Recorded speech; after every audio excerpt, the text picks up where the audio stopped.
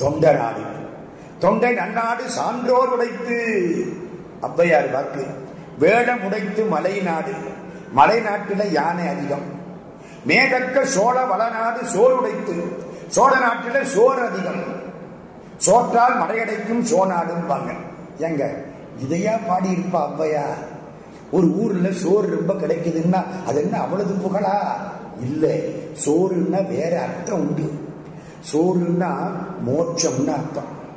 பாதகமே சோறு பற்றினவா தோல் நோக்கம், மாணிக்கவாசக சாமி. சோறுன்னா மோட்சம்னு அர்த்தம்ங்க. கோயிலுக்கு போனா சோறு கிடைக்கும்னா என்ன அர்த்தம்? மோட்சம் கிடைக்கும்னு அர்த்தம். நம்ம வாங்குற தயிர் சோறு அதெல்லாம் கிடையாது. அப்ப சோறுன்னா சோழ வளநாட்டிலே பல ஞானிகள், பல சன்னியாசிகள், பல அடியார்கள், திருவாரூர் தேவாசிரியன் மண்டபம் எல்லாம் இருந்ததுனாலே அது மோட்சம் தரக்கூடிய இடம். சோழ வளநாடு சோறுடைத்து, பூழியர்கோன் தென்னாடு முத்துடைத்து. எங்க பாண்டிய நாடு, நான் மதுரைக்காரன். அதனாலே அது முத்துடைத்து. என்ன முத்து கிடைக்கிறது ஒரு பெருமையா? முத்துன்னா என்ன தெரியுமா? சிப்பியில இருந்து தானா வெளியில வர்றது முத்து. முத்துவுக்கு பாலிஷ் போட வேண்டாம், அது இயல்பாகவே ஒளி நீக்கிறது முத்து. இயல்பாக விடுபட்டு இயல்பாக ஒளியை சேர்ப்பது முத்து. அதான் முத்தின்னா. முத்தின்னா என்ன அர்த்தம்? இயல்பாக விடுபடுவது, எல்லாத்தில இருந்தும் விடுபடுவது. வீடு பேருன்னா விடுவது வீடு, முத்தி. அதனாலதான் அந்த முத்தி நிலையடைந்த ஞானிகள் அதிகம். அதனாலே பூழியர்கோன் தென்னாடு முத்துடைத்து, தென்னீர் வயல் தொண்டை நன்னாடு சான்றோர் உடைத்து. தொண்ட நாட்டிலே சான்றோர்கள் அதிகம். செங்கல்பட்டு, காஞ்சிபுரம், சென்னை, குன்றத்தூர் எல்லாம் தொண்ட நாடு. அங்கே தோன்றினார் சேக்கிழார் குடியில் ஒருவர். அவருக்கு அருண்மொழித்தேவர்னு பேரு. அவர் தம்பிக்கு பாலராவாயர்னு பேரு. சேக்கிழார் குடும்பம் என்பது வேளாளர் மரபு. வேளாளன் என்பான் விருந்திருக்க உண்ணாதான். அந்த மரபிலே தோன்றியவர். இவருக்கு நிறைய அறிவு. மகாராஜா பார்த்தான். அந்த காலத்தில் அறிவாளிகளைத்தான் அமைச்சராக்குவார்கள். அதனாலே அறிவாளியா இருந்த உடனே இவரை கூப்பிட்டு அமைச்சனாக்கி உத்தம சோழ பல்லவன் ஒரு பட்டம் கொடுத்தான். சோழ நாட்டு திருநாகேஸ்வரம் மாதிரி தன் குன்றத்தூரிலே ஒரு கோயில் கட்டினார் இவர். அருள்மொழித்தேவன்கிற பேரு மறைஞ்சி உத்தம சோழ பல்லவன்கிற பேரு கல்வெட்டில ஏறி பின்னாலே அதுவும் மறைஞ்சி குடிப்பெயர் சேக்கிழார் என்று வந்தது. சேக்கிழார்னா என்ன அர்த்தம்? சேன்னா ரிஷபம்னு அர்த்தம், அதாவது இடவக்குடி. சேக்கிழார்னா ரிஷபக்கொடியுடைய சிவபெருமானுக்கு வழி வழியாய் தொண்டாற்றக்கூடிய தலைவர்கள் நிறைந்த கொடி. அந்த குடி சேக்கிழார் மரபில் தோன்றியமையினாலே இவருக்கு சேக்கிழார் என்று பெயர். திருத்தொண்டர் திருவந்தாதியை இவர் அடிக்கடி சொல்லுவாராம். அதுல அடியார்கள் வரலாறு ஒவ்வொரு பாட்டுல வரும். அதை அந்த மன்னன் கேட்டு இருக்கிறான். இது என்ன புது வரலாறா இருக்கு, இதுவரைக்கும் கேட்காத வரலாறா இருக்கு, இவங்கெல்லாம் யாரு என்னன்னு கேட்க. சேக்கிழார் அதையெல்லாம் சொல்ல, இதையெல்லாம் நீங்க எப்படியாவது வெளிப்படுத்தணுமே, பாடணுமே. அந்த காலத்துல பெரும்பகுதி பாட்டு தான், வசனம் எல்லாம் பின்னால வந்ததுதான். பழைய இலக்கியம் பாருங்க, பெரும்பகுதி பாட்டு தான் எல்லாம். நீங்க பாடணும். சேக்கிழாருக்கு ஒன்னும் புரியல, நான் எங்க போய் பாடுறது? சிதம்பரத்துக்கு வந்தார். நடராஜ பெருமான் காலில் விழுந்தார். பெருமானை அடியார்கள் பெருமையை பாட வேண்டும் என்று மன்னன் ஆணையிடுகிறான். நான் எப்படி பாடுவது? எங்கே இருந்தோ யாரோ மேலே இருந்து உலகலாம் உலகலாம் உலகலாம் என்று ஒரு அசரீரி வாக்கு தந்தார்கள். அப்படியே எடுத்துட்டார். எம்பெருமான் நடராஜ பெருமான் ஒரு வாக்கு தந்திருக்கிறான்.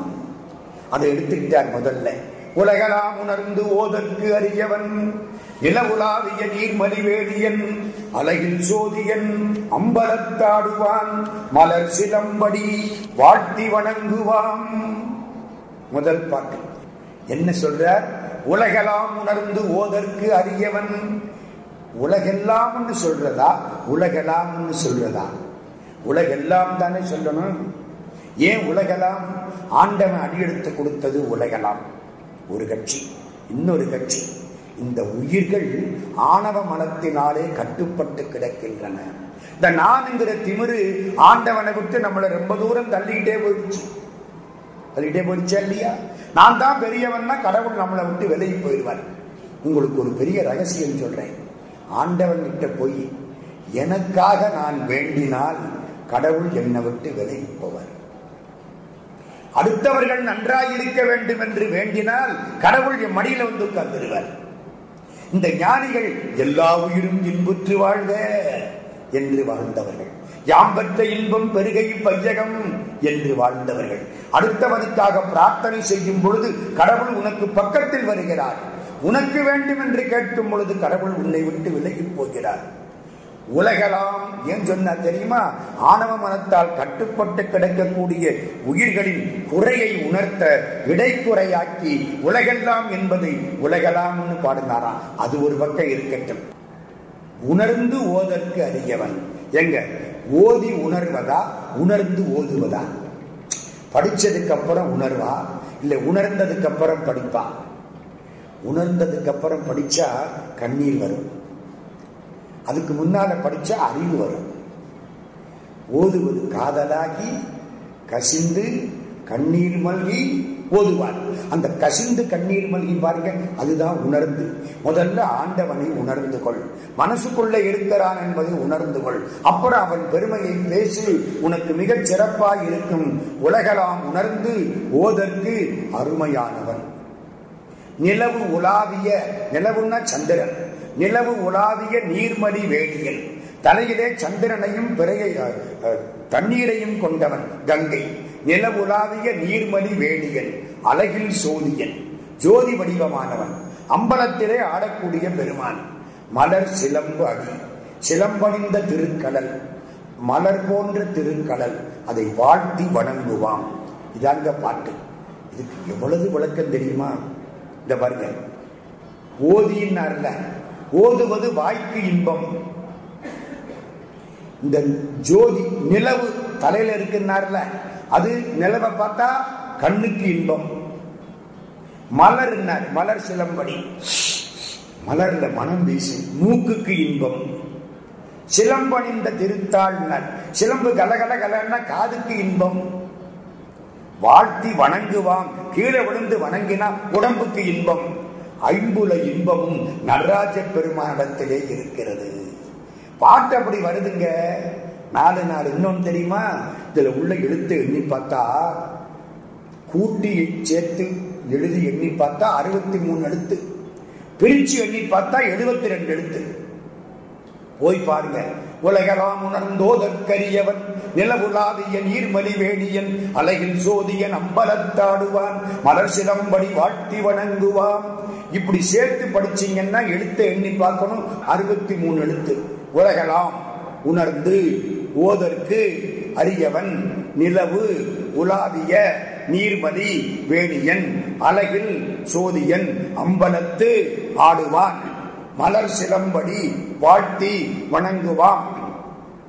இப்படி பிரிச்சு எழுதினீங்கன்னா 72 எழுத்து. அது என்ன? நாயன்மார்கள் 63 பேர் தனி அடியார்கள், தொகையடியார்கள் 9 செட்டு. தில்லைவாழம் நலப்பெருமக்கள் அப்பாலும் அடிச்சார்ந்தார். இந்த மாதிரி ஒரு 9 செட்டு. இவங்களுக்கெல்லாம் பேரு தொகையடியார்கள். 63 9 72 சேர்த்து படிச்சா 63 எழுத்து, பிரிச்சு பிரிச்சு படிச்சா 72 எழுத்து. சேக்கிலார் என்ன எழுத்தெண்ணியா பாடினார்? நடராஜ பெருமான் அருள் புரிந்தார். ஐம்புலனுக்கு இன்பம். அம்பலத்தாடுவான்னார்ல, அம்பலங்கிறது நிலம். தலையில தண்ணி இருக்குன்னார்ல, அது நீர். ஜோதின்னார்ல, அது நெருப்பு. சடையின்னார்ல, வேணி ஜடை, அது காற்றில் ஆடக்கூடியது, காற்று. உலகெல்லாம் என்னார்ல, அது ஆகாசம். ஆக 5 பூதத்தையும் பாடிய பாட்டு. இன்னும் ஒண்ணு, அம்பலத்தாடுவான்னா கடவுள் பதி. உலகெல்லாம் உலகத்துல உள்ள மக்கள் பசு. ரொம்ப அரியவன் அப்படின்னா பாசம் இருக்கிற பொழுது அவனை பார்க்க முடியாது. உங்க பதி பசு பாசம் இதையும் காட்டக்கூடிய மாதிரி ஒரு பாடல். உலகெல்லாம் உணர்ந்து ஓதற்கரியவன். அப்புறம் சிலம்பு மகளிர் அணிவது, அதை சுட்டி காட்டினமையினாலே உமையொரு பாகன். திருவடியை மட்டும் பாடுறாரு பாருங்க. மலர் சிலம்படி வாழ்த்தி வணங்குவாம். திருவள்ளுவர் கற்றுக் கொடுத்தது. அவர் வேற எதையும் பாட மாட்டார். பிறவி பெருங்கடல் நீந்துவர் இந்தார் இறைவன் அடி சேராதார். கற்றதனாலாய பயனென்கொள் வாழறிவன் நல்தாள் தோளாரணி. திருவடியை மட்டும்தான் பாடுறது. திருவடியை மட்டும் முதல் பாட்டில் பாடிட்டார். ஏன் தெரியுமில்ல? திருவடிக்கு என்ன சிறப்பு தெரியுமா? முருகப்பெருமானுக்கு 6 முகம். 6 முகத்துக்கு 12 கை. ரொம்ப சரி. 6 முகத்துக்கு எத்தனை கால் இருக்கணும்? எனக்கு ஒரு முகத்துக்கு 2 கால் 2 கை. 6 முகத்துக்கு 12 கை 12 காலில் இருக்கணும். முருகப்பெருமான் 2 காலோட வந்து நிற்கிறாரு. இது என்ன கணக்கு? அவருக்கு என்ன பெருக்க தெரியலையா? கணக்கு தெரியலையா? ஏன் 12 கால 2 கால ஆக்கிட்டார்? கருணை. என்ன கருணை? வழிபடக்கூடிய பக்தனுக்கு 2 கை தானே இருக்கு. அவன் பிடிக்கிறதுக்கு 2 காலம் இருந்தா தானே பிடிச்சுக்குவான். 12 காலம் இருந்தா எந்த காலம் பிடிக்கிறதுன்னு பார்த்து எந்த காலையும் பிடிக்காம விட்டுருவானே. அருள் என்பது ஒரு திருவடி, ஞானம் என்பது ஒரு திருவடி. 2 திருவடியை கொண்டு வந்தான். அதனாலதான் திருவடிக்கு அவ்வளவு பெருமை. நமக்கெல்லாம் என்ன பேர் தெரியுமா? அடியார்னு பேர். எங்க ஊர்ல எல்லாம் கவனமா சொல்லணும். சில பேர் காதல அடியாள்னு விழுந்துடும். அடியார்கள், அந்த அடியார்கள் பெருமை அதை காட்டக்கூடியது. தூவெண் மதிசூடியது. இன்னும் ஒன்னே ஒண்ணு சொல்லிடவா? தூவெண் மதிசூடினார்ல யாரு? சம்பந்த சுவாமி. சம்பந்தர் ஞாபகம் வருதா? தோடுடைய செவியன் விடையேறி ஓர் தூவெண் மதிசூடி. அதுல இருந்து நிலவுலாவியங்கிற வார்த்தையை எடுத்துக்கிட்டார். அப்பர் சுவாமி முதல் பாட்டு என்ன? கூற்றாயினவாறு விளக்குகிறேன் ஏற்றாய் அடிக்கே. அதுல இருந்து மலர் சிலம்படி எடுத்துட்டார். சுந்தரமூர்த்தி சுவாமி பித்தா பிறைசூடி. அதுவும் பித்தா பிறைசூடி. நிலவுலாவியவுக்குள்ள அந்த பிறை வந்துருச்சு. மாணிக்கவாசக சுவாமி நமசிவாய வாழ்க நாதன் தாழ் வாழ்க வாழ்த்தி வணங்குவாம் எடுத்துட்டார். ஆக 4 பெருமக்களுடைய முதல் பாடலையும் இணைத்து பார்த்தால் அதிலே உள்ள சில செய்திகள் சேக்கிழாருடைய பெரிய புராணத்தில் வருகின்றன. உலகலாம் என்ற பாடலுக்கு அவ்வளவு விளக்கம் ஞானிகள் கூறியிருக்கிறார்கள். பாட ஆரம்பிச்சார். பாட்டு மடதிறந்த வெள்ளமாக கொட்டிற்று. அடியார்கள் வரலாற்றை ஆண்டவன் சொல்ல இவர் பாடினார். 4286 பாடல்கள் நிறைவடைந்தன. மகாராஜா ஓடி வந்தார், காலில் விழுந்தார், வணங்கினார். இந்த பாடலை நீங்கள் அரங்கேற்ற வேண்டும். தில்லையிலே நடராஜ பெருமானுக்கு முன்னிலையிலே சித்திரை மாதம் திருவாதிரை நட்சத்திரத்தில் தொடங்கினார். ஏன்? ஞானசம்பந்தர் அவதாரம் பண்ணது திருவாதிரை. ஞானசம்பந்தர் பால் கேட்டு அழுது பால் குடித்து ஞானம் பெற்றது திருவாதிரை. நம்மாழ்வார் அவதாரம் திருவாதிரை. சிவனுக்கு உரிய நட்சத்திரம் திருவாதிரை. சிவனுக்குரிய நட்சத்திரம்னு ஏன் சொல்றேன்னா, நட்சத்திரங்களில் மிக பெரியதும் செம்மையான நிறம் வாய்ந்ததும் ஆன திருவாதிரையை சிவனுக்குரியது என்று வைத்துக் கொண்டார்கள். சிவபெருமான் பிறந்த நட்சத்திரம்னு சொல்லக்கூடாது. அவர் பிறவாய் யாக்கை பெரியோர். அதத்தான் முத்தொள்ளாயிரத்துல ஒரு பாட்டு ரொம்ப வேடிக்கையா சொல்லும். உலகத்தையெல்லாம் படைச்ச கடவுளை, திருவாதிரை நட்சத்திரத்தை படைத்த கடவுளை திருவாதிரையில் பிறந்தான்னு சொன்னா இது வேடிக்கை இல்லையா அப்படின்னு முத்தொள்ளாயிரத்துல ஒரு பாட்டு வரும். ஆதிரையான் ஆதிரையான் என்றென்று அயருமால் ஊர் திரை நீர் வேடி உலகு. யாரே? மன்னிய நாள் மீன் மதி கனதி என்று இவற்றை முன்னம் படைத்த முதல்வனை. திருவாதிரையை படைச்சவனே அவன்தான். அவனை போய் திருவாதிரையில் பிறந்தவன்னா இது வேடிக்கை இல்லையாம்பார். அவளது சிறப்பானது திருவாதிரை.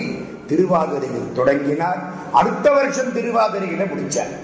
யாழ்ப்பாணத்தில் நல்லூர் ஆறுமுகநாவலர் பெருமான் எழுதுகிறார், ஆலயங்களில் மிகப்பெரிய மண்டபங்களை கட்டி வைத்தது ஏன் தெரியுமா? பெரிய புராணத்தையும் திருவிளையாடல் புராணத்தையும் கந்த புராணத்தையும் ஒரு பாடல் கூட விடாமல் எல்லோரும் கூடி ஒருங்கிணைந்து அமர்ந்து படனம் செய்ய வேண்டும். அதற்காகத்தான் ஆலயங்களில் மண்டபங்கள் கட்டப்பட்டன. ஆறுமுகநாவலர் பெருமான். பெரிய புராணத்துக்கு சூசனம் எழுதினவர் ஆறுமுகநாவலர் பெருமான். தெரியாத செய்திகளை எல்லாம், சூசனம்னா ஒரு சிறு குறிப்புன்னு அர்த்தம், சொன்னவர் ஆறுமுகநாவலர் பெருமான். அவளது சிறப்பான நூல் திருவாதிரையில் தொடங்கி அடுத்த திருவாதிரையில் நிறைவு பெற்றது. பாடினார். இவருக்கு தொண்டர் சீர் பரவுவார் என்ற பட்டம் தரப்பட்டது. அந்த நாடு தொண்டை நாடு இவருக்கு பின்னால் தொண்டர் நாடாக மாறி போய்விட்டது. வந்தார், தில்லையிலே உட்கார்ந்தார், நடராஜ பெருமான் திருவடிகளிலேயே அமர்ந்து கொண்டார். மந்திரி பதவிக்கு யாரை வைக்கிறது? இனிமே இவர் மந்திரி பதவிக்கு வரமாட்டார். இவர் தம்பி பாலராவாயன், 2 பேரும் அறிவாளிகள். பாலராவாயனை அழைத்து அவரை அந்த பகுதியிலே மந்திரியாக்கினார் மகாராஜா. தமிழில் முதல் நூலாக பாடப்பட்டது பெரிய புராணம். கந்த புராணம் வடமொழியிலே இருந்துதான் வந்தது. கம்பராமாயணம் வடமொழியிலே இருந்துதான் வந்தது. மகாபாரதம் வடமொழியிலே இருந்துதான் வந்தது. முதலில் தமிழில் பாடப்பட்ட தனி பேர் இலக்கியம் பெரிய புராணம். சிலப்பதிகாரம் எல்லாம் உண்டு, அது முன்னால. இதுல பெரிய புராணம் தனியாக பாடப்பட்டது. அதுக்கப்புறம் இது வடமொழியில் மொழிபெயர்க்கப்பட்டது. உபமன்யு பக்த விலாசம் என்று மொழிபெயர்த்தார்கள். இதுல இது எடுக்கும் மாக்கதை பாடுறார். எடுக்கும் வாக்கதை இந்தமிழ் செய்யுளாய் நடக்கும் மேன்மை நமக்கருள் செய்திட தடக்கை 5 தாழ் செவி நீள்முடி கடற்களிற்றை கருத்துள் இருத்துவாம். யாரு? 5 கரம் பெற்றவன் விநாயகப் பெருமான் வணக்கம். இது எடுக்கும் மாக்கதை. எடுக்கும் மாக்கதைன்னா என்ன? நான் பாட எடுக்கக்கூடிய பெரிய கதையாகிற பெரிய புராணம் அப்படின்னு அர்த்தம் இல்லை. இந்த அடியார்களை எல்லாம் பிறவி பெருங்கடலிலே இருந்து எடுக்கும் மாக்கதையின் அர்த்தம். சாக்கடையில் விழுந்து கிடக்கக்கூடிய பிள்ளைகளை தாய் எடுக்கும் மாக்கதையின் அர்த்தம். எடுக்கும் மாக்கதை இந்தமிழ் செய்யுளாய் நடக்கும் மேன்மையை நமக்கருள் செய்ய வேண்டும் என்று 5 கரங்களை உடைய பெருமானை, தாழ்ந்த செவிகளை உடைய பெருமானை நான் வழிபாடு செய்கிறேன். சிவஞான போதம் 12ஆம் சூத்திரம் இதனுடைய விளக்கம். அடியார் வரலாறு. செம்மலர் நோந்தாள் சேரலொட்டா அம்மலர் அம்மலம் களி அன்பரோடு மறி மாலர நேயம் அறிந்தவர் வேடமும் ஆலயம் தானும் அரண் எனத் தொடுமே. அடியார்கள் வந்தா அடியார்களை கும்பிடுங்கள். கோயில்ல கும்பிடுற மாதிரி அடியார்களை கும்பிடுங்கள். அதுதான் இந்த வரலாறு. உலகலாம் என்று தொடங்கினார். அதுக்கப்புறம் அது தொடர்கிறார். வெகுடில் மெய்மொழி வான்நிழல் இயற்றிய பொருளின் ஆகும் என புகழ்வாமன்றே. மெய்மொழி வான்நிழல் அப்படின்னா என்ன? ஒரு கதை, நிறைய கதை. சிவபெருமான் தன்னை கண்ணாடியில் பார்த்து கொண்டார். என்ன அவருக்கு என்ன ஆசையா? நம்மளா இருந்தா கண்ணாடியில் பார்த்துக்குவோம். எங்க ஊர்ல ஒருத்தர் 3 முடிதான் இருக்கும். கண்ணாடிக்கு முன்னால 3/4 மணி நேரம் செய்வார். இந்த 3 முடியும் போகுது. அது மாதிரி ஒரு ஆசை, கண்ணாடியில பார்க்கணும்னு ஒரு ஆசை இருக்காதா? சிவபெருமான் ஆசைப்பட்ட பார்த்தார். இல்ல, நமக்கு ஒரு உயர்ந்த நூல் வர வேண்டும் என்பதற்காக கண்ணாடியில பார்த்தார். சிவபெருமான் மாதிரி ஒரு உருவம் வந்தது. சுந்தரா இங்க வான்னார். வந்து பக்கத்துல உட்கார்ந்தது. திருநீற்றை வைத்துக்கொள், என் பக்கத்துல உட்கார். இவருக்கு பேரு சுந்தரன். சுந்தரன்னா அழகன்னா அர்த்தம். விபூதி கொடுக்கிற வேலை இவருக்கு. சிவபெருமானுடைய மெய்மொழி வான் நிழல். நிழல் தானே, உருவம் நிழல் உருவம் மாதிரி தானே. மெய்மொழின்னா என்ன? மெய்ப்பொருள். அதான் மெய்மொழி. அப்பொருள் மெய்ப்பொருள் காண்பது அறிவு. மெய்மொழியாகிற சிவபெருமானுடைய நிழலாய் இருக்கக்கூடிய சுந்தர பெருமான் பின்னாலே வந்து சுந்தரமூர்த்தியாக அவதாரம் செய்து அவர் பாடினாரே, அதைத்தான் நான் பாடப்போகிறேன். திருமலை சிறப்பு. திருமலைங்கிறது கைலாசம். கைலாசத்துல தொடங்கி கைலாசத்துல முடிகிறது பெரிய புராணம். கைலாசத்தை பத்தி பேசினாலே இன்றைய பேச்சு முடிஞ்சு போயிடும். கூடாது. பொன்னின் வெண்டிரு நீரு புனைந்தன மண்ணும் நீள் பனிமால் வரைப்பாலது. தங்கமயமான ஒரு உடம்புல விபூதிய பூசினா எவ்வளவு அழகா இருக்குமோ அது மாதிரி தங்கமயமான கைலாசத்திலே விபூதி பூசின மாதிரி பணிகள் பறந்திருக்கின்றன. அது யார் மலை தெரியுமா? தன்னை யாருக்கும் அறிவறியான் என்றும் மன்னிவாள் கையிலை திருமாமலை. சிவபெருமானாகிறவன் தனக்குவமை இல்லாதவன், தன்னை அறிய மாட்டாதவன் என்றும் இருக்கக்கூடிய மலை கையிலை மால்வரை. அது எப்படி இருக்கும்? பொன்னார் மேனியனார் தெரியும். காலையில் 6 மணிக்கு கைலாசத்துக்கு பக்கத்துல போய் நின்று பார்த்தா அந்த பொன்னார் மேனி உங்களுக்கு தெரியும்.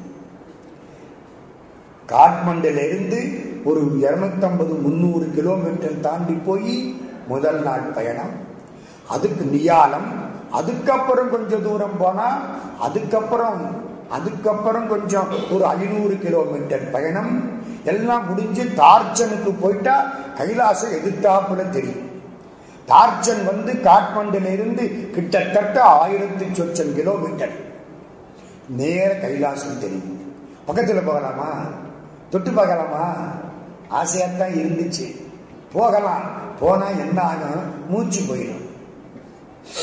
ஆக்சிஜன் கிடையாது, மூச்சு இறக்குது, நடக்க முடியல.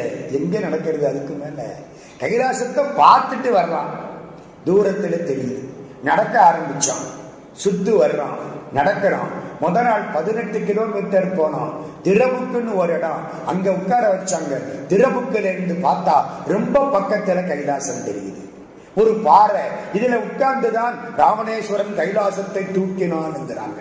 விமானங்கள் கைலாசத்தின் மீது இப்பொழுதும் பறப்பது கிடையாது, கைலாசத்தை சுத்தித்தான் பறக்கும். காலையில 5 மணி 6 மணிக்கு பார்த்தா அந்த சூரியன் ஒளியிலே பொன்னார் மேனி தெரியுது. அதை பார்த்து இருக்கிறார் சேக்கிழார் சுவாமி. கவிஞனுக்கு காலம் கிடையாது, கவிஞனுக்கு கண் பார்வை இவ்வளவுதான் கிடையாது. காலம் கடந்து பார்க்கக்கூடிய பரம ஞானிகள் அப்படியே பார்க்கிறார். பொன்னின் திரு வெண்ணீர் புனைந்தன இருக்கக்கூடியது கைலை மான்வரை திருமலை. இந்த திருமலை எப்படி தெரியுமா? கையின் மான் மடுவர் கங்கை சூழ்ச்சடையர் கதிரிடம் பிறை நறுங்கண்ணி ஐயர் வீற்றிருக்கும் தன்மையினாலும் சிவபெருமான் இருக்கக்கூடிய இடம் கைலாசம். அதனாலும் அளப்பரும் பெருமையினாலும் மெய்யொளி தலைக்கும் தூய்மையினாலும் வெற்றி வெண்குடை அனபாயன் செய்ய கோல் அவையன் திருமணத்து ஓங்கும் திருக்கையிலாய நீள் சிலம்பு. கைலாசத்துக்கு என்ன பெருமை? சோழ நாட்டு மகாராஜா அனபாய சோழன் மனசுல இருக்கிறது கைலாசம். அனபாய சோழனை எங்க வைக்கணுமோ அங்க கொண்டே வச்சுட்டார் பாருங்க. கைலாசத்தை பற்றிய சிந்தனை எப்பொழுதும் உள்ளவன் இவரை பாடச் சொன்ன அனபாய சோழன். கம்பர் எப்படி கடைசி பட்டாபிஷேக பாட்டிலே சடையப்பவளை கொண்டே வச்சு அவருக்கும் பட்டாபிஷேகம் பண்ணாரோ, அது மாதிரி கைலாசத்தை பாடுற பொழுது சிவபெருமானுடைய நினைப்பை எப்பொழுதும் மனத்தில் வைத்திருக்கக்கூடியவன் ஆயசீர் அனபாய சோழன். அவன் இருக்கக்கூடியது கைலாச மலை. இந்த கைலாச மலையில உபமன்ய முனிவர்னு ஒருத்தர். இந்த கைலாசத்துக்கு போனா அந்த இடத்தை எல்லாம் கொஞ்சம் நின்று பார்க்கணும். இதுதான் உபமன்ய முனிவர் ஆசிரமம்னு காட்டுறாங்க.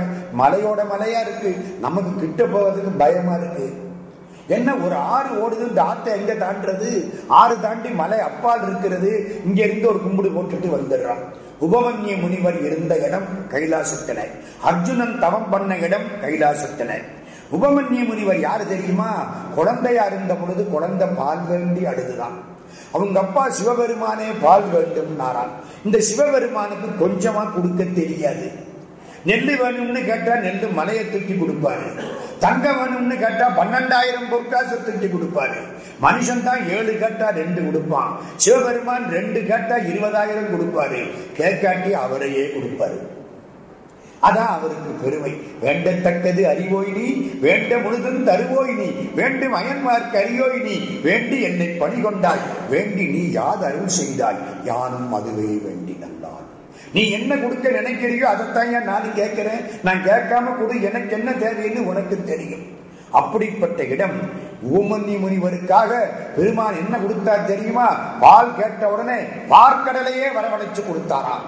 பாலுக்கு பாலகன் வேண்டி அழுதிட பார்க்கடல் இந்த பிரான், மாலுக்கு சக்கரம் வந்தருள் செய்தவன் மன்னிய தில்லை தன்னுள், ஆலிக்கும் அந்தனர் வாழ்கின்ற சிற்றம்பலமே இடமாக பாலித்து நட்டம் பயில வல்லானுக்கே பல்லாண்டு கூறுதுமே. சேந்தனார் பல்லாண்டு பாடுறார். இன்னொன்னு தெரியுமா? உபமன்ய முனிவர் பூஜையில உட்கார்ந்தாராம். இந்த அடியார்கள்லாம் பூஜைக்கு மலர் கிடையாதுன்னாங்களாம். என்னையா வேடிக்கையா இருக்கு, கைலாசத்துல என்ன மலர் கிடையாதா? ஆமா, இந்த நந்தவனத்துல உள்ள மலரை பூரா யாரோ புடுங்கிட்டு போய் பூஜை பண்றாங்க. நந்தவனம் சுத்தமா இருக்கு. யாரு பூஜை பண்றா போய் பாரு. மகாவிஷ்ணு திருமால் பூஜை பண்ணிட்டு இருக்காராம். அவ்வளவு பூவை எடுத்துட்டு போய் உபவன்ய முனிவர் சிரிச்சாரா. போங்க, மகாவிஷ்ணு பூஜை பண்றார், பூஜை பண்ணிட்டு நிர்மாலியம் போடுவாங்க, அதை எடுத்துக்கிட்டு வாங்க, நம்ம அதை வச்சு பூஜை பண்ணுவோம். மகாவிஷ்ணுட்டு நிர்மாலியத்தை எடுத்துக்கிட்டு வந்து பூஜை பண்ணியாச்சு. ஒருத்தன் கேட்கிறான், நிர்மாலியத்தை வச்சு பூஜை பண்ணலாமா? அடுத்தவங்க பூஜை பண்ணியாச்சுன்னா அதை சண்டீஸ்வரிக்கல்ல கொண்டே போடணும், இல்லைன்னா வில்ல மரத்தடியில கொண்டே போடணும். அதை வச்சு எப்படி பூஜை பண்றது? ஒரு தரம் பூஜை பண்றது திரும்பவும் எடுத்து பயன்படுத்தலாமா? அவர் பண்ணின பூஜை செல்லாது. அதனால அந்த பூ சிவன் திருவடிக்கு போகல, நம்ம போடுற போதுதான் போகுது. ஏன் அப்படி? அவரு ஆண்டவனுடைய அஞ்செழுத்து மந்திரத்தை உபதேசம் பெறாமல் பூஜை பண்றார்.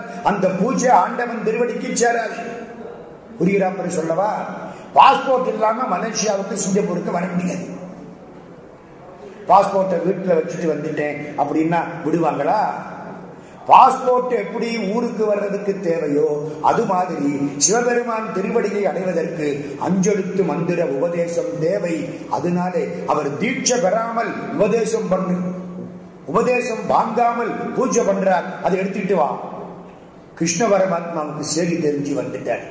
இப்படி சொன்னீங்க. ஆமா, நீங்க உண்மைவா? ஆமா, உண்மைதான். நீங்க எனக்கு அஞ்செழுத்து உபதேசம் பண்ணுங்க. உபமன்ய முனிவர் பெருமானுக்கு நாராயணமூர்த்திக்கு அஞ்செழுத்த உபதேசம் பண்ணனாராம். யாதவன்னா யாரு? கண்ணன். துவரைக்கு இரையாகிய மாதவன். துவரைன துவாரகாபுரி, துவாரகைக்கு இரையாகிய மாதவன் முடிமேல் அடி வைத்தவன். அவர் காலில் விழுந்து கும்பிட அவருக்கு திருவடி தீட்சை கொடுத்து பூஜை பண்ணதாக ஒரு வரலாறு. அதையெல்லாம் சொல்றார். அப்படிப்பட்டவர் உபமன்ய முனிவர். யாரையாவது கும்பிடுவாரா? இவரு சிவபெருமானை தவிர யாரையும் கும்பிட மாட்டார்.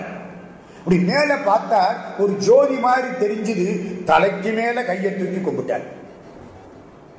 1000 ஞாயிறு போல ஒரு பேரொளி கும்பிட்டார். சுத்தி இருக்கவங்களுக்கு ஆச்சரியம். யாரையும் கும்பிடாதவர். சேர்ந்தறியா கையானைம்பார் மாணிக்கவாசக சுவாமி. சிவபெருமான் யாரையாவது கும்பிடுவாரா? அதனால அந்த கை எப்படியா? சேர்ந்தறியா கையானை. அது மாதிரி இவர் கும்பிட்ட உடனே யாரை கும்பிடுறீங்க? மேல ஒருத்தர் போறார். வன்றொண்டர் எந்த யார் அருளால் அணைந்தனர். நீங்க யாரையும் கும்பிட மாட்டீங்க, இவரை கும்பிடுறீங்க. தம்பிரானை தன் உள்ளம் தடியவன் நம்பி ஆரூரன் நாம் தொழும் தன்மையான். நம்மால் தொழத்தக்கவன். எவ்வளவு பெரிய ஞானி! இவர் சொல்றார் நம்மால் தொழத்தக்கவன். இப்பொழுது அங்கே செல்கிறான். ஓ அப்படியா? இப்ப எங்க போறாரு? ஆடி மாதம் சுவாதி நட்சத்திரம் கைலாசத்துக்கு போறாரு. அப்படியா? அவர் யாரு? கதையை சொல்லுங்க. இந்த சொல்றேன் அப்படின்னு உபமன்ய முனிவர் கதையை சொல்றார். பிளாஷ்பேக். முத புராணத்துல பிளாஷ்பேக் போட்டவர் சேக்கிழார் சுவாமி. நீங்க இப்ப சினிமா பாக்குறீங்கல்ல, ஒரு ஆளு ஜெயில உட்கார்ந்து இருப்பான். நீ ஏன் ஜெயிலுக்கு வந்த? அது பெரிய கதைன்னா உடனே ஒரு பேக்ரவுண்ட் மியூசிக் கொடுப்பாங்க, நம்ம பார்ப்போம். அப்புறம் 1.5 மணி நேரத்துக்கு பழைய கதை ஓடும். நம்ம புது கதையை மறந்ததுக்கு அப்புறம் இந்த கதை வரும். தொலைக்காட்சியிலையும் அப்படித்தான். முதல்ல பிளாஷ்பேக். சுந்தரமூர்த்தி சுவாமிகள் கைலாசத்துக்கு போறார். நான் அதை பார்த்தேன். அவர் நம்மால் வணங்கத்தக்கவர். அவர் யாரு, என்ன வரலாற்றை சொல்லுங்கள். சொல்ல ஆரம்பிக்கிறார். அங்கே இருந்து பெரிய புராணம் தொடங்குது. என்ன ஆரம்பிச்சார்? நம்ம பழைய கதை. சிவபெருமான் தன்னை கண்ணாடியில் பார்த்து கொண்டார். சுந்தரன் வந்தான். சுந்தரனை அமர்த்தினார். திருநீர் கொடுக்க சொன்னார். சுந்தரனை ஒரு பார்வை பார்த்தார். ஏன் பார்த்தார்? சுந்தரா, நீ பூமியில போய் பிறக்கணும். உன்னால 3 காரியம் ஆகணும். என்ன 3 காரியம்? திருஞான சம்பந்தரும் திருநாவுக்கரசரும் என்னை நிறைய பாடிவிட்டார்கள். என் அடியார்களை இன்னும் யாரும் பட்டியல் போட்டு பாடலை. அதுக்கு நீ போகணும். 2வது, உலகத்தில எல்லாரும் சிவபெருமான கும்பிட்டா திருநீரு தான் கொடுப்பாரு. சுடுகாட்டுல ஆடுற மனுஷன் வேற என்னத்தை கொடுப்பாரு? அதனால இக சௌபாக்கியத்தை கொடுக்க மாட்டாரு. பைசா வேணும்னா திருப்பதிக்கு தான் போகணும், திருவாரூருக்கு போக கூடாது அப்படின்னு ரொம்ப பேர் நினைக்கிறாங்க. சிவபெருமான் வீட்டுல வந்து என்ன வேணும்னாலும் கொடுப்பார். பொண்டாட்டியோட சண்டை போட்டா தூது கூட போவார் அப்படின்னு காமிக்கணும். இது ரெண்டாவது. மூணாவது, எல்லாரும் கோயிலுக்குள்ள போய் கடவுளை நினைக்காம இவங்க பாட்டுக்கு திரும்பிடுறாங்க. கோயிலுக்குள்ள போனா கடவுளோட பேசணும். கடவுளை பற்றி பேசுவதல்ல ஆன்மீகம், கடவுளோடு பேசுவது ஆன்மீகம். பேச முடியுமா? நல்லா பேசலாம். நீங்க பேசுங்கள், அம்பாள் பேசுவாள். கைலாசி யாத்திரை போற பொழுது மீனாட்சி காலில் விழுந்து கண்ணீர் விட்டு அழுதோம். தாயை எல்லாரும் பயமுறுத்துறாங்க. ஒரு சாமி சொல்றாரு, 120 பேர் கைலாசத்துக்கு போனாங்க, பனிமழை பெஞ்சது, 50 பேர் கைலாசத்துக்கே போயிட்டாங்க. எங்களுக்கு எப்படி இருக்கும் இவ்வளவு தைரியம்? நீங்க போய் அந்த ஆத்துல குளிக்காதீங்க. ஆறு இல்லை, அது குளம், மானசரோவர். குளிக்காதீங்க, குளிச்சா விரைச்சு போவீங்க, காலகாலத்துக்கும் அப்படியே இருக்கலாம். பயந்து போய் அம்மா தாயே மீனாட்சிங்கிறோம். அங்க ஒரு தீபாராதனை, பஞ்சமுக தீபாராதனை ஆகுது. போதும், மீனாட்சி அம்மை நமக்கு அருள் செய்து விட்டாள். எம்பெருமான் பேசுவாரா?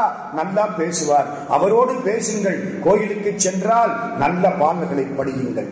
அர்ச்சனை பாட்டுத்தான், வாயார பாடுங்கள், கடவுளோடு பேசுங்கள் என்று உலகத்திற்கு அறிவுறுத்த வேண்டும். இந்த 3 காரியத்துக்கு சுந்தரா நீ போகணும்னு சிவபெருமான் நினைச்சார்.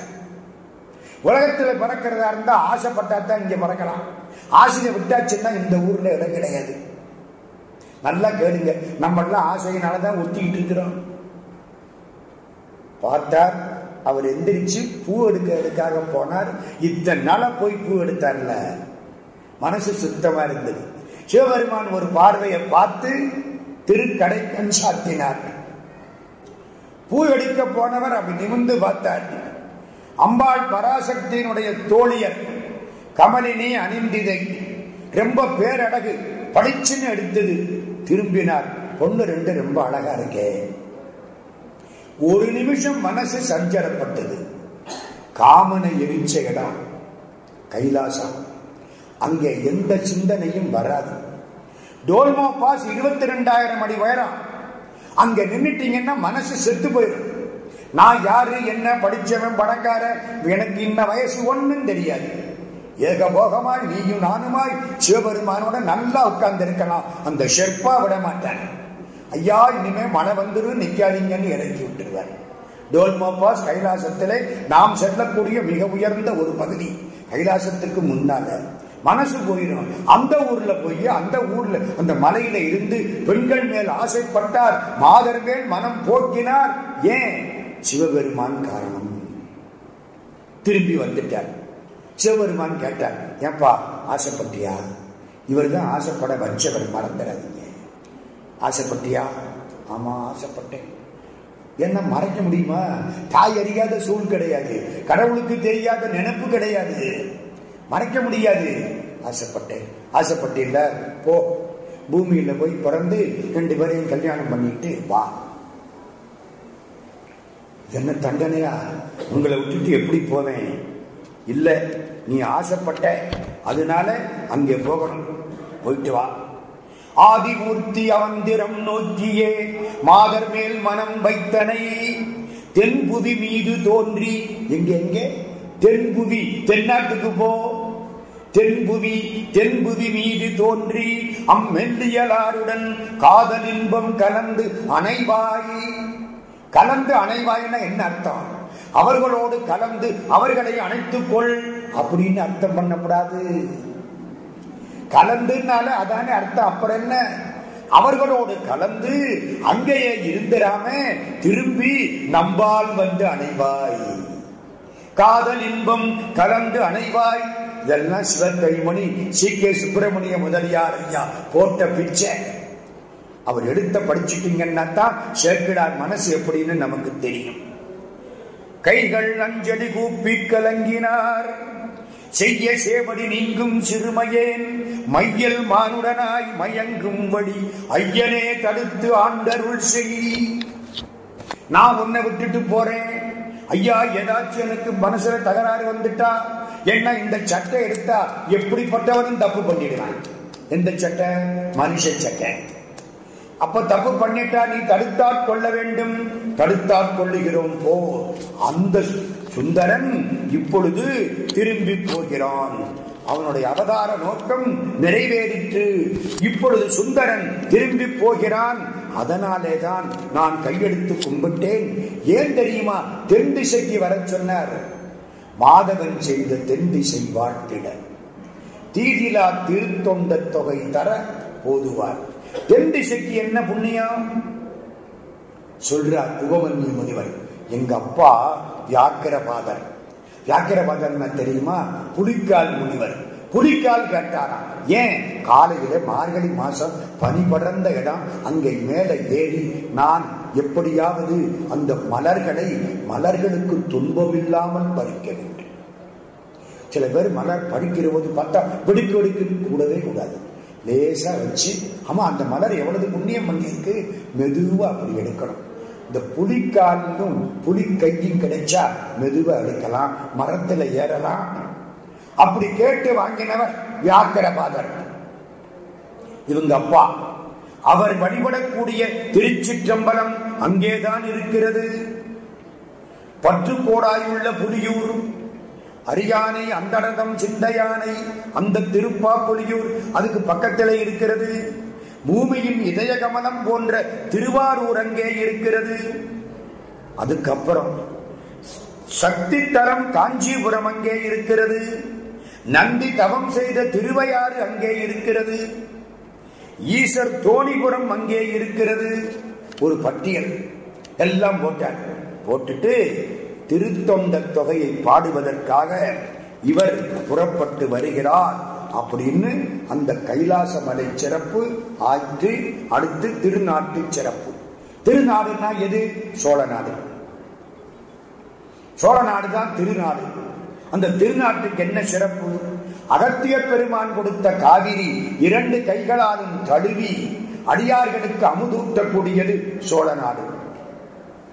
சிவபெருமான் திருமுடியிலே இருக்கக்கூடிய கங்கையை காட்டிலும் 2 பக்கத்திலும் எண்ணற்ற சிவாலயங்களை உருவாக்கி சிவபெருமானுடைய திருவடியையும் திருமுடியையும் தொடக்கூடிய காவிரி பெருமை வாய்ந்தது. கங்கையில் புனிதமாய காவிரி நடுவு பாட்டு என்பது தொண்டரடி பொடியாழ்வார் திருமாலையில உள்ள வார்த்தை. காவிரி பிரம்மாவுக்கு சமானம். ஏன்? பிரம்மா திருமால் வகிட்டிலே உள்ள மலரிலே இருந்து தோன்றியவர், தாமரைப்பூல. அதே மாதிரி காவிரி ஆற்றில தாமரை மலர்கள், மலருக்கு மேல தண்ணி ஓடும். அப்போ இந்த மலருக்கு மேலே உள்ள தண்ணீர் பிரம்மா மாதிரி தெரியும். உலகங்களிலே உள்ள உயிர்களை எல்லாம் படைத்தவன் பிரம்மா. காவேரி தான் சோழ நாட்டை படைத்து அழித்து காக்கிறது. பிரம்மா கையிலே ஒரு கமண்டலம் வச்சிருப்பார். காவேரி அகத்தியன் கமண்டலத்திலே இருந்துதான் வெளிப்பட்டது. அதனாலே காவிரியும் பிரம்மாவும் சமானம். இன்னும் ஒண்ணு தெரியுமா?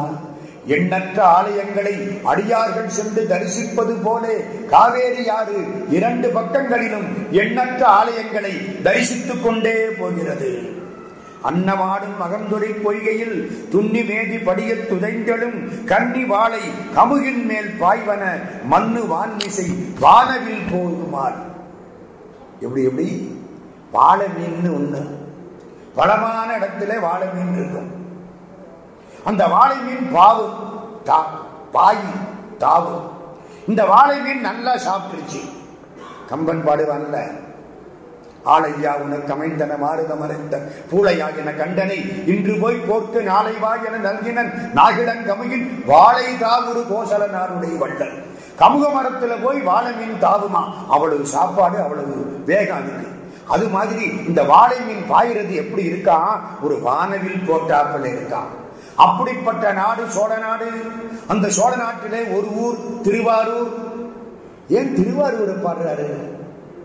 எங்க 63 நாயன்மார்கள்ல அப்பர் சாமி பிறந்த ஊர் திருவாரூர் இல்ல, ஆனானப்பட்ட சம்பந்த சுவாமி பிறந்த ஊரும் திருவாரூர் இல்ல, சுந்தரர் பிறந்த ஊரும் திருவாரூர் இல்ல, திருநாவலூர். ஏன் திருவாரூரை பாடுறாங்க?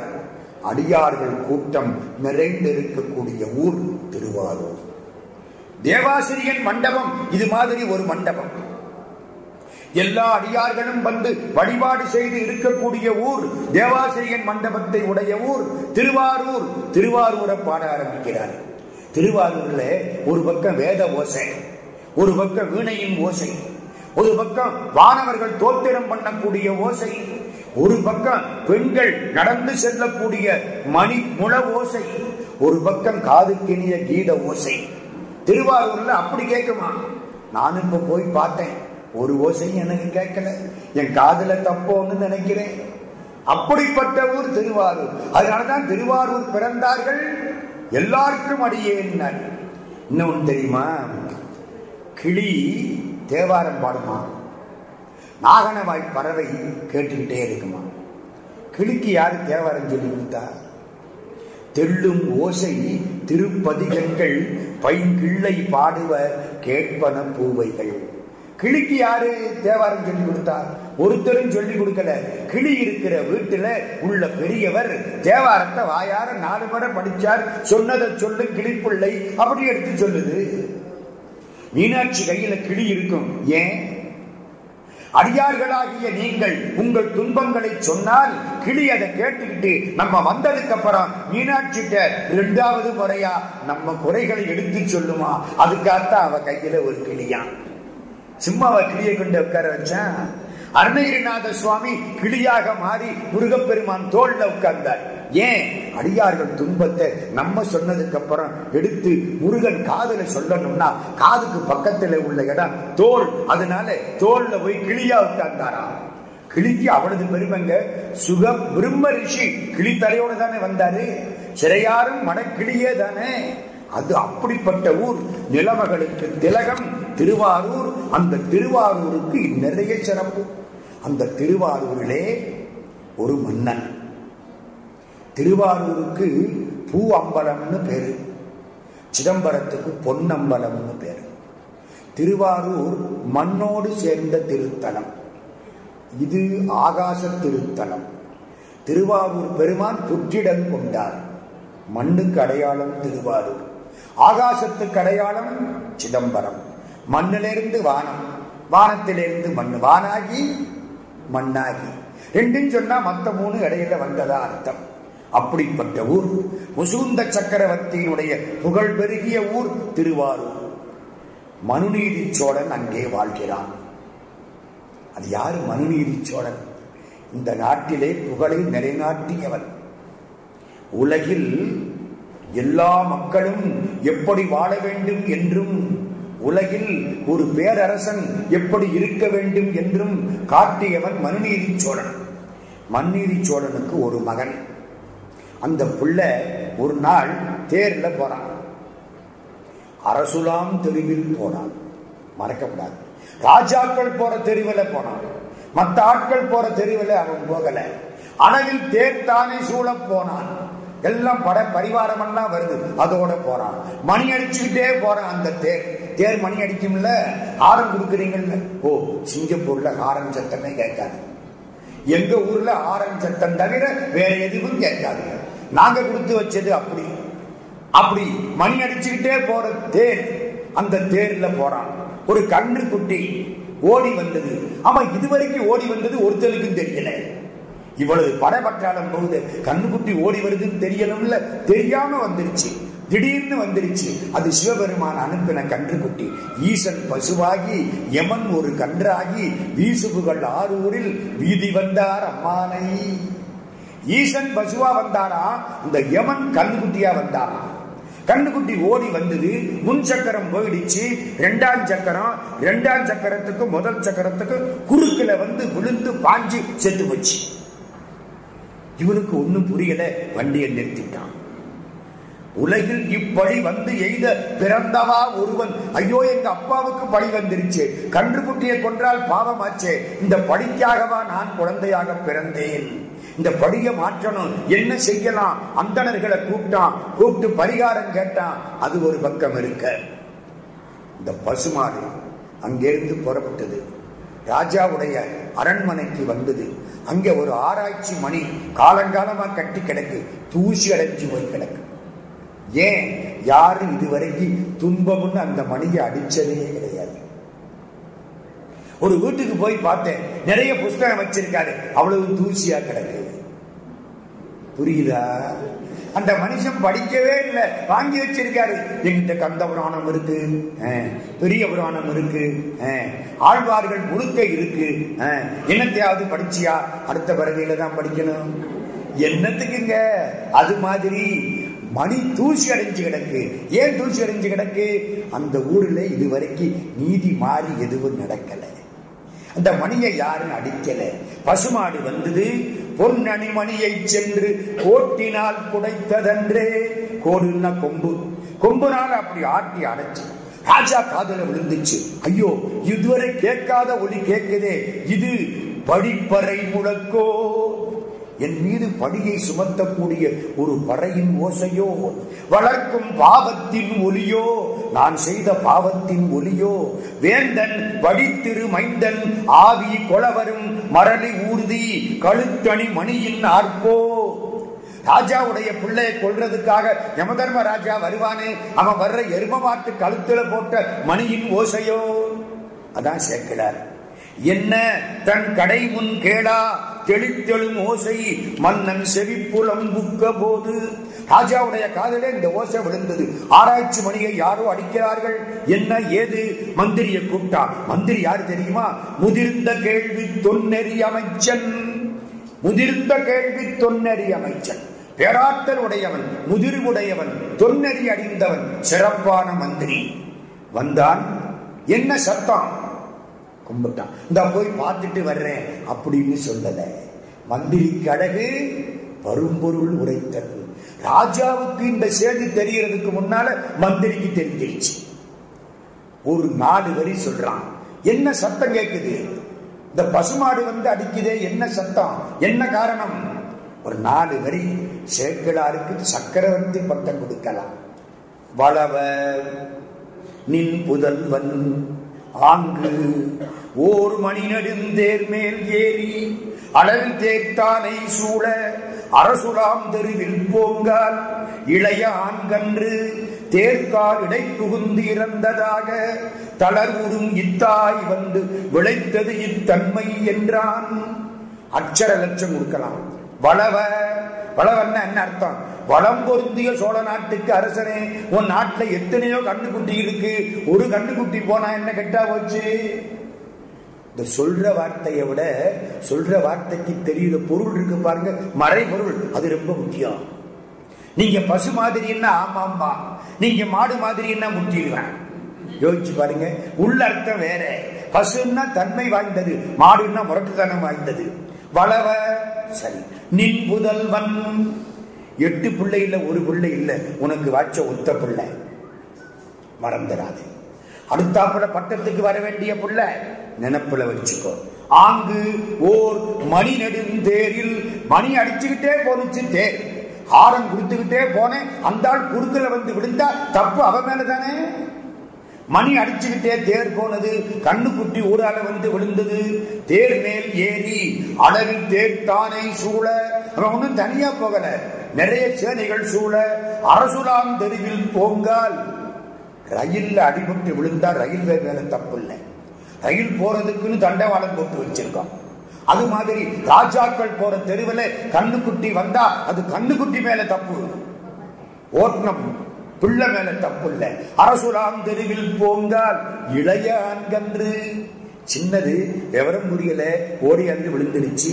தேர்கால் இடை புகுந்து, முன் சக்கரத்தில் விழுந்தா ஓட்டுனவன் மேல குற்றம், முன் சக்கரத்தை விட்டு விட்டு பின் சக்கரத்தில் விழுந்தா விழுந்தவன் மேல குற்றம். ஆமாங்க, சட்டம்.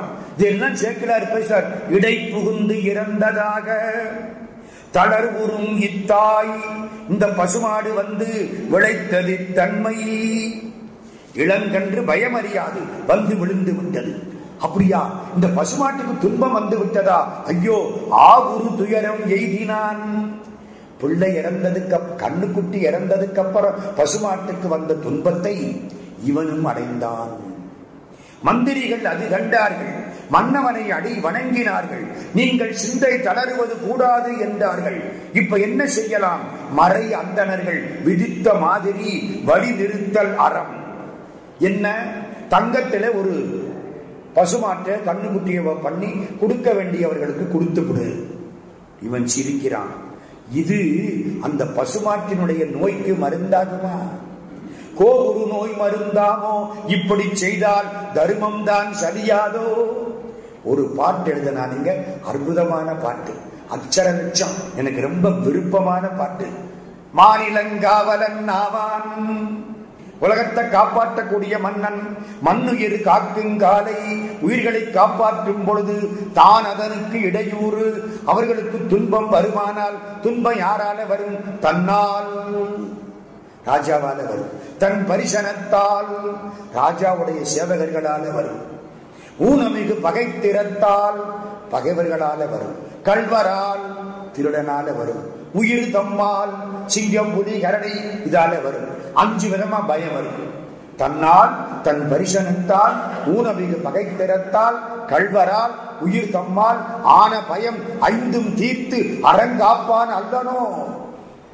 எங்க ஊர்ல எல்லா அலுவலகத்திலையும் இந்த பாட்டை எழுதி போட்டா இந்தியா உலகத்தில முதல் நாடாக திகழும். எப்ப எழுதி போட போறாங்களோ தெரியல. சொல்லிட்டு அடுத்த பாட்டு சொல்றான், நீங்க சொன்னது தப்பு, மண்ணுலகில் சொன்னீர்கள், இது தவறு. அந்த கோவுரு நோயை நான் பெற வேண்டும், பசுமாட்டின் துன்பம் என்னை சேர வேண்டும். மதியமைச்சரை பார்த்தார். இதுவரைக்கும் எப்படி நிகழ்ந்தது கிடையாது. எல்லோரும் சொன்னார்கள், இதுக்காக வேண்டி நீங்க பிள்ளைய கொள்றேன்னு ஆரம்பிச்சிடக்கூடாது. ஏன்னா இவன் போற இடம் தெரியுது. மகன் ஒரு குலத்துக்கு ஒரு மைந்தன், கொல்லக்கூடாது.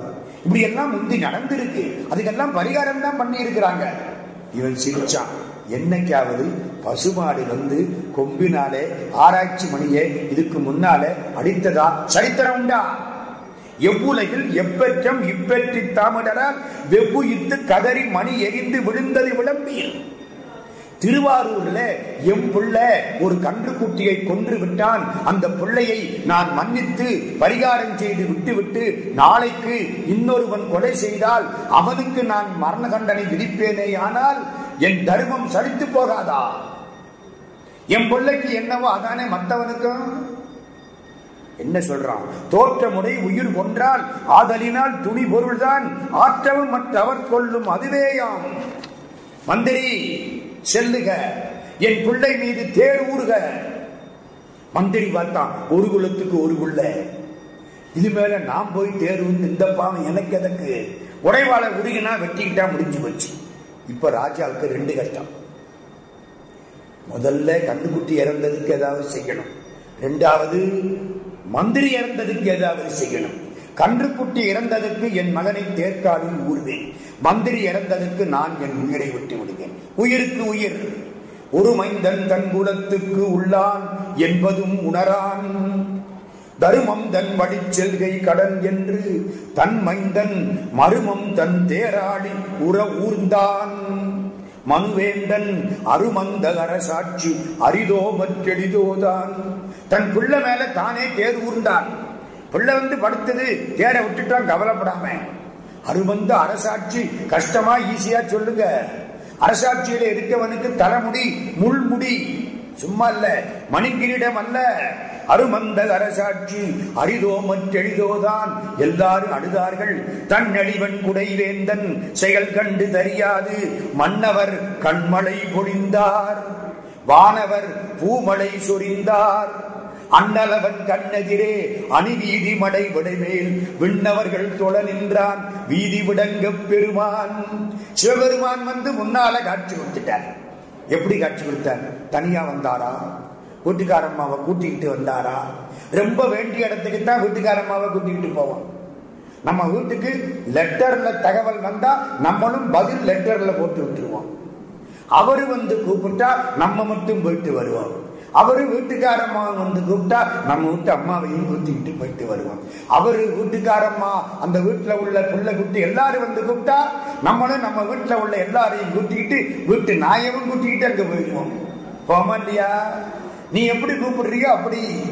இந்த குடும்பம் பார்க்கிறார், என்ன இந்த மகாராஜா அந்த புள்ள அவன் வந்து படுக்கணுமா இல்லையா? அவன் பாட்டுக்கு போயா நீயும் ஆச்சு, உன் மனநீதியும் ஆச்சு, நான் போறேன்னா என்னத்துக்காகிறது? அதனால சிவபெருமான் அம்பாளோட காட்சி கொடுத்தாராம்.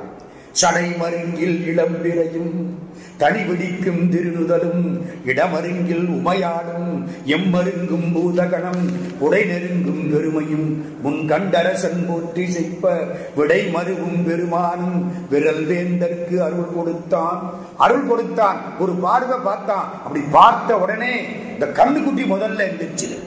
அதான் முக்கியம். கண்ணுக்குட்டி முதல்ல எந்திரிச்சு. இவன் புள்ள முதல்ல எந்திரிச்சா இந்த ராஜா திரும்பவும் புள்ளைய ஊர்ந்திருப்பான். அம்மா கண்ணுக்குட்டி செத்து போச்சு இல்ல, தண்டனை தானே. முதல்ல சிவபெருமான் கண்ணுக்குட்டியை எழுப்பிட்டார். அப்பா கண்ணுக்குட்டி வந்துருச்சு, செத்தவன் திரும்பி வந்துட்டான். முதல்ல ஆண்கன்று என்ன பாடுறாரு பாருங்க சேர்க்கிறார். அந்நிலையே உயிர் பிரிந்த ஆண்கன்றும் அப்புறம் அவ்வரசன் மண்ணுரிமை தனிக்கன்றும். அப்புறம்தான் இளவரசன் எந்திரிச்சான். அப்புறம்தான் மந்திரி எந்திரிச்சாரு. மந்திரியும் பரிச போடுறாரு பாருங்க.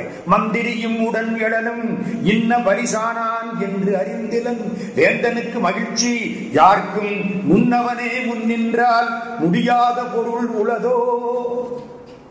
யாருக்கும் முன்னவனே முன் நின்றால் முடியாத பொருள் உளதோ. முன்னவனாயிருக்கிற பெருமான் வந்துட்டா என்ன சார் நடக்காது, என்ன வேணால் நடக்கும். அப்படிப்பட்ட திருவாரூர் சிறப்பை சொல்லுகிறேன். திருவாரூரில் வாழ்ந்த பெருமக்கள் அடியார்கள் கேடும் ஆக்கமும் கெட்ட திருவினார். அவர்களுக்கு பணம் வந்தா அதுக்கு ஒரு ஆட்டம், பணம் இல்லைன்னா அதுக்கு ஒரு துன்பம். அதெல்லாம் கிடையாது. கேடும் கிடையாது, ஆக்கமும் கிடையாது. கேடும் ஆக்கமும் கெட்ட திருவினார் ஓடும் செம்பொன்னும் ஒக்கவே நோக்குவார். திருவோட்டுக்கு என்ன மதிப்போ தங்கத்துக்கு அதான் மதிப்பு.